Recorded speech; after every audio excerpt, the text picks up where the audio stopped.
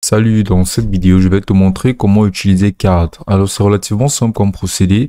Là, sur le site de Carrd, tu vas tout simplement défiler. Et là, tu verras que grâce à Carrd, tu pourras créer des sites à une page. Vraiment très responsif. Et plus te lancer directement dedans, tu auras juste à venir cliquer là sur Choose a Starting Point. Maintenant, ici, tu vas défiler, tu pourras percevoir tout plein de modèles de sites que tu pourras concevoir. Donc, il y en aura juste énormément et dépendant du type de site que tu voudras concevoir, tu pourras sélectionner celui qui conviendra le mieux basiquement à tes besoins. Là, comme tu peux le voir, il y a des sites comme tu peux le voir, il y a des modèles pour des sites de photographie, des sites de voyage, des sites de technique, des sites de technologie, des interfaces d'inscription. Basiquement, il y a juste énormément de pages. Donc, ça te permettra de pouvoir créer les landing pages attrayants qui fonctionneront très bien avec ton site, qu'importe le domaine d'activité de celui-ci. Qu'importe ton domaine, tu trouveras forcément un thème adapté à ton site. Donc, on va défiler et on va venir sélectionner un de ces modèles. Par exemple, ce modèle-ci me paraît vraiment pas mal. On pourra venir cliquer là sur démo pour avoir une démonstration en temps réel de ceci. Voilà, comme tu vas voir comment ça se présente, c'est juste magnifique avec toutes ces options aussi là qu'on pourra utiliser et une section pour contacter. Donc, on va rentrer directement sur le site, on va venir cliquer là sur Select. Et là, on pourra voir comme ce petit récapitulatif de tous les instruments et les fonctionnalités de la plateforme. Donc ici, on va voir là notre image de background qui manque. On va venir cliquer là sur Upload.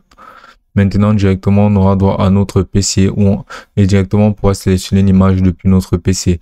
Donc, on va venir sélectionner par exemple cette image ici. Et si ça ne nous correspond pas, on va cliquer sur Change. On va venir défiler. On va venir sélectionner une autre image. Là, comme tu vois l'image, mais si ça ne nous correspond pas, on va toujours venir cliquer sur Change. On va défiler jusqu'à ce qu'on ait une image appropriée. Donc, par exemple, cette image ici rentre vraiment très bien. On pourra l'agrandir pour que ça recouvre plus d'espace. Donc, c'est vraiment vital que l'image soit vraiment en super grande qualité. Donc, on va venir cliquer sur Accepter après avoir inséré une image parfaite. Maintenant, on pourra voir cette option de position pour positionner ceci au centre, en haut à gauche et n'importe où ailleurs. On verra là la section du titre qu'on pourra ajouter. On pourra voir que c'est off. On pourra le mettre à l'horizontale ou bien on pourra le mettre à la verticale ou les deux. Donc, on va venir cliquer là sur off.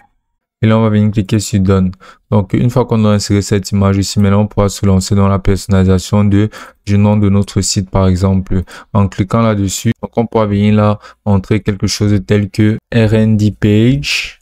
Et ici, on pourra directement donner une description à notre page. Donc, on va venir ici, on va retirer ce texte-ci qui est en latin. On va insérer directement un texte intriguant. Donc, on va l'insérer ici, là, et on va venir défiler. On va venir cliquer sur Done. Maintenant, on va venir cliquer là sur ces icônes de réseaux sociaux ci, où on va directement pouvoir connecter nos réseaux sociaux.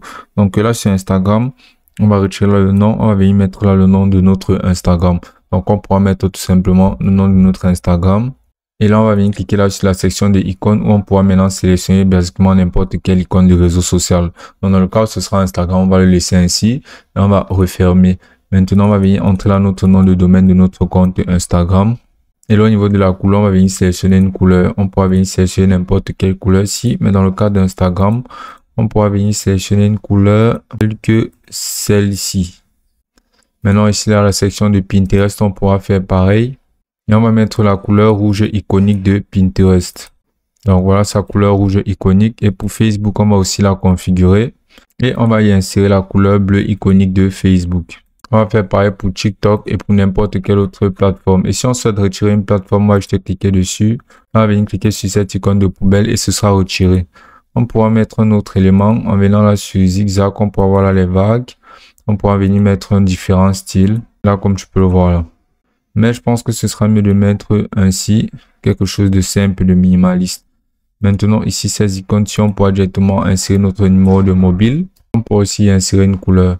Et là, pour la messagerie, on pourra mettre pour l'adresse email aussi. On va venir cliquer là sur Done. Et là, comme tu peux voir, notre site sera conçu. Et maintenant, on va venir cliquer là sur cette icône de mobile pour voir comment ça se présente sur un mobile.